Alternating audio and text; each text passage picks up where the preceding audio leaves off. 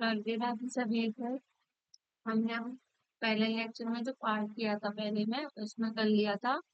जो ऑडिट की definitions objective of audit ये सब कर लिया था। अब हम उससे आगे बढ़ेंगे।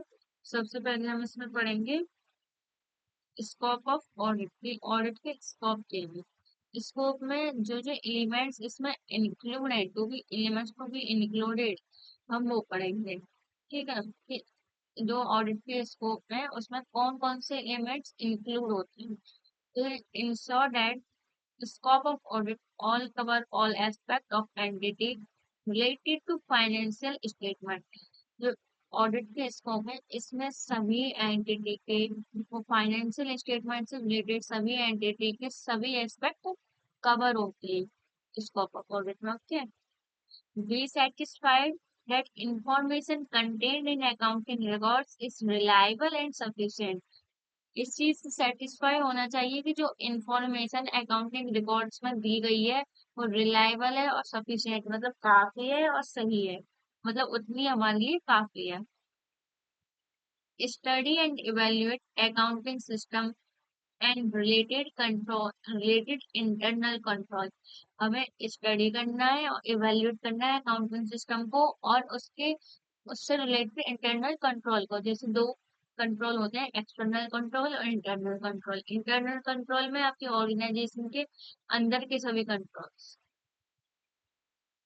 इसमें आगे है। Ensure that information is properly disclosed in financial statement as per statutory requirement। इसमें ये आंसर करना है कि एज पर स्टैट्यूटरी रिक्वायरमेंट, जो स्टैट्यूटरी की रिक्वायरमेंट है उसके अकॉर्डिंग इन फाइनेंशियल स्टेटमेंट में प्रॉपरली इंफॉर्मेशन डिस्क्लोज है उसकी रिक्वायरमेंट के हिसाब से।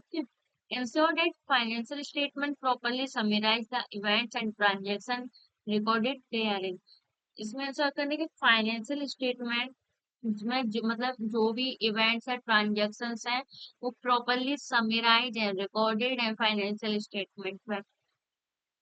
Evaluate whether accounting policies selected by manager are proper, whether such policies are consistently applied period to period basis। इसमें क्या है, जो अकाउंटिंग पॉलिसीज मैनेजर के थ्रू सेलेक्ट की गई हैं वो प्रॉपर जो जिनकी पॉलिसीज है वो consistently period to period basis पे अप्लाई की जा रही हैं। ये सभी स्कोप ऑफ ऑडिट के एलिमेंट्स हैं।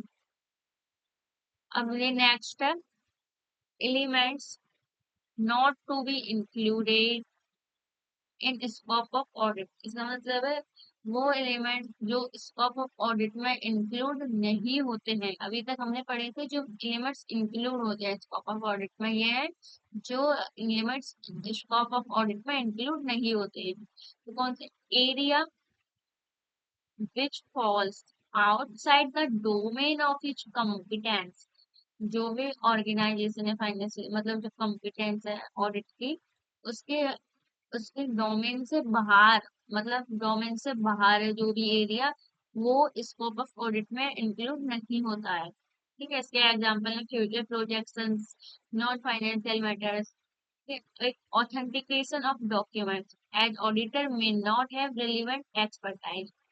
किसी भी डॉक्यूमेंट्स की ऑथेंटिकेशन स्कोप ऑफ ऑडिट में इंक्लूड नहीं होते। ऑडिटर को वो एक्सपर्टाइज नहीं होती ऑथेंटिकेशन ऑफ डॉक्यूमेंट्स की।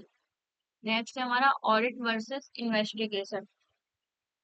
ऑडिट जो है जैसे कि audit not an official investigation. Audit कोई ऑफिशियल इन्वेस्टिगेशन नहीं है जो इनटू एलेक्ट रॉन्ग डूइंग्स। अगर कोई भी गलत काम हो रहा है तो उसके लिए ऑफिशियल इन्वेस्टिगेशन हो, ये ऑडिट का काम नहीं है।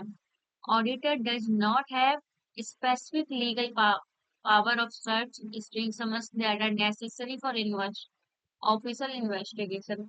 Auditor ऑडिटर को ऑडिटर को कोई भी स्पेसिफिक लीगल पावर नहीं है कोई भी सर्च करने की या जांच वगैरह करने की, समन्स और समन्स इशू करने के लिए जो भी सब ऑफिशियल इन्वेस्टिगेशन में जरूरी होता है वो सब करने के लिए ऑडिटर के पास कोई भी स्पेसिफिक लीगल पावर नहीं होती है।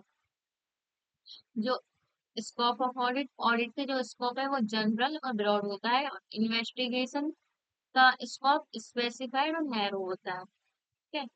Investigation is a critical examination of records और documents for a specific. Investigation एक क्रिटिकल एग्जामिनेशन है रिकॉर्ड्स और डॉक्यूमेंट्स फॉर स्पेसिफिक पर्पज। किसी भी रिकॉर्ड्स के, डॉक्यूमेंट्स के, किसी भी स्पेसिफिक पर्पज, मतलब कोई भी मतलब जैसे इन्वेस्टिगेशन होती है ना, कोई भी कमी हो, गलती हो, कुछ हो, तो उसके स्पेसिफिक पर्पज के लिए क्रिटिकल जो एग्जामिन होता है, उसकी जांच वगैरह होती है, उसके लिए इन्वेस्टिगेशन बैठती है। इन्वेस्टिगेशन वो है। Audit is carried out by an external independent qualified professional, that is CA। जो ऑडिट होती है वो पता है आपको, सीए चार्टर्ड अकाउंटेंट के द्वारा होती है, एक्सटर्नल इंडिपेंडेंट क्वालिफाइड प्रोफेशनल के द्वारा। ठीक है। However no such qualification is prescribed for persons conducting investigation. ऐसे इसमें ऑडिट की तो बताइए कि क्वालिफिकेशन सीए चाहिए ऑडिट करने के लिए, लेकिन इन्वेस्टिगेशन करने के लिए ऐसी कोई भी क्वालिफिकेशन प्रिस्क्राइब नहीं की कि पर्सन के पास कोई क्वालिफिकेशन होनी चाहिए इन्वेस्टिगेशन कंडक्ट करने के लिए। नेक्स्ट है हमारा बेनिफिट्स ऑफ ऑडिट। ऑडिट के क्या क्या बेनिफिट्स है, मतलब ऑडिट अगर हम अपने ऑर्गेनाइजेशन है पर में ऑडिट करते हैं तो उसके क्या क्या बेनिफिट्स होते हैं। Audited accounts and financial statement provide high quality information to users। अगर ऑडिट होता है तो जो अकाउंट्स ऑडिटेड हो गए या फाइनेंशियल स्टेटमेंट यूजर्स के लिए हाई क्वालिटी इंफॉर्मेशन प्रोवाइड कराते हैं। Safe guard the interest of investors. Investors के इंटरेस्ट में सेफ रहता है। जब किसी भी फर्म की ऑडिट हो चुकी है तो मतलब वहां पे सेफ सही है, तो इस वजह से इन्वेस्टर्स का जो इंटरेस्ट है वो बिल्कुल सेफ रहता है। Put a moral check on employees. जब सब ठीक चल रहा है तो मोरल चेक भी हो जाता है एम्प्लॉयज का कि कोई गड़बड़ तो नहीं है, सब ठीक चल रहा है ना। Audited accounts help government for determining tax liabilities। ये गवर्नमेंट को टैक्स लायबिलिटी डिटरमाइन करने में भी हेल्प करता है। Audited accounts are relied by bankers and lenders for credit decisions। Audit account bankers और lenders को क्रेडिट डिसीजन लेने में हेल्प करता है। वो कैसे, जैसे बैंक्स वगैरह लोन वगैरह प्रोवाइड करती है, अकाउंट्स अगर ऑडिट हुए हैं तो बैंकर्स लेंडर्स को पता होगा कि मतलब क्या सिचुएशन है फर्म की, तो वो आराम से मतलब उसे आसानी होती है क्रेडिट डिसीजन लेने में। Audited accounts help in detection of fraud और एरर। ऑडिट क्यों कराई जाती है, जैसे जिससे कि कोई फ्रॉड हो, एरर हो, वो हमें पता चल जाए। तो audit account help in detection of fraud और एरर, जो भी अगर कोई फ्रॉड और एरर है फर्म में, ऑर्गेनाइजेशन में, तो डिटेक्ट करने में हेल्प मिलती है। Auditing helps in printing out deficiencies in internal control system through review of existence and operation of various controls। Auditing किस चीज में हेल्प करता है, इंटरनल कंट्रोल सिस्टम में कोई भी डिफिशियंसी है अगर, तो उसे उसका जो अगर पुरानी डिफिस मतलब पुराना कुछ है तो उसे क्या क्या रिव्यू करने में और कई वेरियस कंट्रोल्स ऑपरेशन करने में, और कोई भी इंटरनल कंट्रोल सिस्टम है तो उसमें कोई डिफिशियंसी है तो वो पता चल जाती है उसमें। ऑडिट हमारी बहुत हेल्प करता है। अब नेक्स्ट है हमारा types of audit. Audit are two types, statutory audit और वॉलंटरी ऑडिट। पहले हम स्टैट्यूटरी ऑडिट के बारे में पढ़ेंगे। Audit that is required under the requirement of applicable statute। Statutory audit क्या होता है, जिस ऑडिट जो मतलब जिसमें वो जो ऑडिट जो जिसकी रिक्वायरमेंट होती है, एप्लीकेबल स्टैट्यूट के अकॉर्डिंग इसकी रिक्वायरमेंट होती है ऑडिट करने के लिए। मतलब जो सॉरी, मैं दोबारा समझाती हूँ। स्टैट्यूटरी ऑडिट क्या होता है, जो एप्लीकेबल ऑडिट के रिक्वायरमेंट के अंदर आता है। मतलब ये स्टैच्यू इसमें एप्लीकेबल हो रहा है, तो ये इसके अंडर में आ रहा है, तो इसे हमें ऑडिट करने की जरूरत है। इसलिए कहते हैं statutory audit. Audit of companies under company act 2020 और 2013 और 2013, इसमें ये एप्लीकेबल है। इसके लिए कंपनी एक्ट 2013 के लिए इसमें हमें कंपनी ऑडिट को करवानी पड़ती है, तो उसमें कुछ वो टर्नओवर वगैरह का उनको होता है कि कितने तक ऑडिट करवानी है, कितने तक नहीं करवानी, तो वो होता है। पर इसमें ये है, अगर एप्लीकेबल होता है इस पे। Statutory audit in most of cases carried out by a personal external to the organization, hence also known as external audit। जो स्टैट्यूटरी ऑडिट होती है ज्यादातर केसों में बाहर के कोई, बाहर के ऑर्गेनाइजेशन से बाहर का पर्सन कैरिड करता, मतलब ऑडिट करता है। इसे एक्सटर्नल ऑडिट के नाम से भी जानते हैं। सेकंड सेकंड है हमारा वॉलंटरी ऑडिट। स्टैट्यूटरी ऑडिट में हमारी ये रिक्वायरमेंट है कि हमें ऑडिट करवाना पड़ेगा। वॉलंटरी ऑडिट में ऐसा कुछ नहीं है। वॉलंटरी ऑडिट में हमारी मर्जी है, इसलिए हम ऑडिट करवा रहे हैं।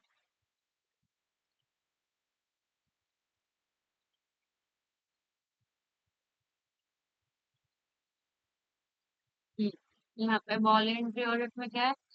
Audit not required by any law, a person may get its accounts audited to avail benefit of an independent audit।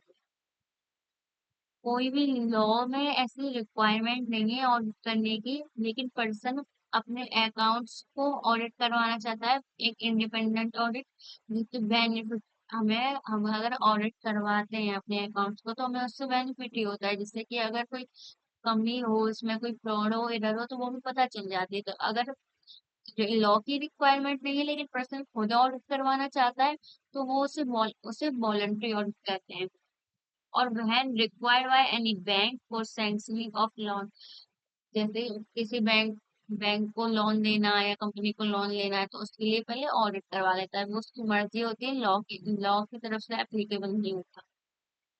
As per voluntary audit is for benefit of entity and depend upon discretion of owner of entity. Such audit are also known as internal audit in most of cases। Voluntary audit में क्या है? ये entity के benefit के लिए कराई जाती है। Depend on description of owner of entity, और एंटिटी के ऑनर को क्या मतलब के सॉरी एंटिटी के ऑनर पर डिपेंड होती है कि उसे ये वॉलंटरी ऑडिट करानी है या नहीं करानी। और ये ऑडिट ये जो होती हैं वो इंटरनल ऑडिट के नाम से जानती जाती हैं ज्यादातर केसों में। ठीक है, तो आज तक की अभी आज की वीडियो यहीं तक है। आगे का जो नेक्स्ट पार्ट बचा है वो अगली वीडियो में पूरा चैप्टर 1 कंप्लीट हो जाएगा। अगर वीडियो पसंद आई है तो लाइक करना, सब्सक्राइब करना और कमेंट करना, और कोई गलती हो रही है, कमी हो रही है, तो मुझे कमेंट करके बताना। अगर आप लोग बताओगे तो मुझे पता चलेगा, उससे मैं आगे इम्प्रूव कर पाऊंगी। Thank you. राधे राधे।